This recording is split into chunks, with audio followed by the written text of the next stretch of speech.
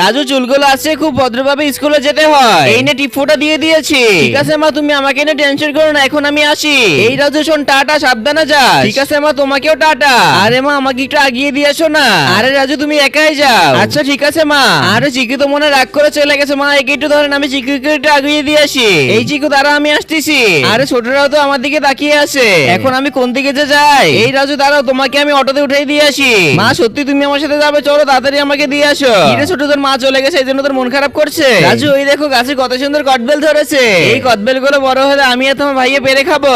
আচ্ছা মা ঠিক আছে, আজকে স্কুল থেকে এসে তুমি আর আমি পেরে খাবো। না রাজু, এগুলো এখনো তো ছোট আছে, একটু বড় না হলে খাওয়া যাবে না। রাজু এই দেখো তোমার স্কুলের বাস চলে এসেছে। ঠিক আছে মা, তুমি সাবধানে বাড়ি চলে যাও, টাটা। রাজু তুমি স্কুলে যে একদমই দুষ্টুমি করবে না, সাবধানে যাও। আরে আমি তো ভুলেই গেছিলাম, আমার ছোট ছেলে তো আমার জন্য অপেক্ষা করতেছে, তাড়াতাড়ি আমাকে বাড়ি যেতে হবে। আরে আমার তো মনে হচ্ছে আমার বাচ্চাটা অনেক বেশি কান্নাকাটি করতেছে, তাড়াতাড়ি দৌড়ে দৌড়ে বাড়ি চলে যায়। দাদু ভাই একটু অপেক্ষা করো, মা এখনই চলে আসবে। ওই যে দেখো তোমার মা চলে এসেছে।